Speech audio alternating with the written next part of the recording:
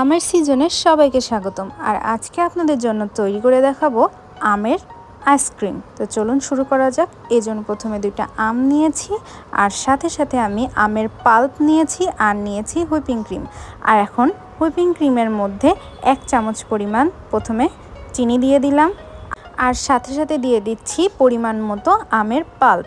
আমের পাল্প আর চিনিটা যতটুকু আইসক্রিম বানাবেন সেই পরিমাণে আপনারা বানিয়ে নেবেন।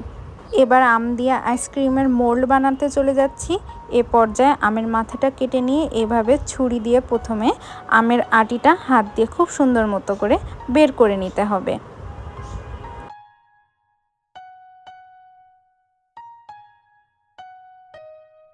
খুব সাবধানতার সাথে আমের আটিটা আমি বের করে নিচ্ছি।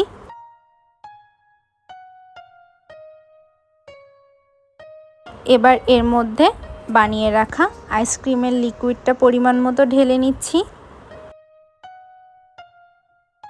লিকুইডটা ঢালা হয়ে গেলে আমের মুখটা দিয়ে এটাকে আমি বন্ধ করে দিচ্ছি। ঠিক 1 দিন পর ডিপ ফ্রিজ থেকে আমি বের করে নিয়েছি, দেখতেই পাচ্ছেন। এবার আমের ছিলকাটা খুব সাবধানতার সাথে আস্তে করে এভাবে ছিলে নিতে হবে। পুরো ছিলকাটা কাটার পরে ঠিক এইভাবে পিস পিস করে কেটে নিয়ে পরিবেশন করতে হবে। আর এই যে ভিন্ন ধাঁচের ম্যাঙ্গো আইসক্রিম কিন্তু তৈরি হয়ে গেল। এই আইসক্রিমটা কিন্তু দোকানের আইসক্রিমের স্বাদের থেকে অনেকটা ভিন্ন, খুবই সহজে তৈরি করা যায়। আশা করি সবাই ট্রাই করবেন। ধন্যবাদ সবাইকে।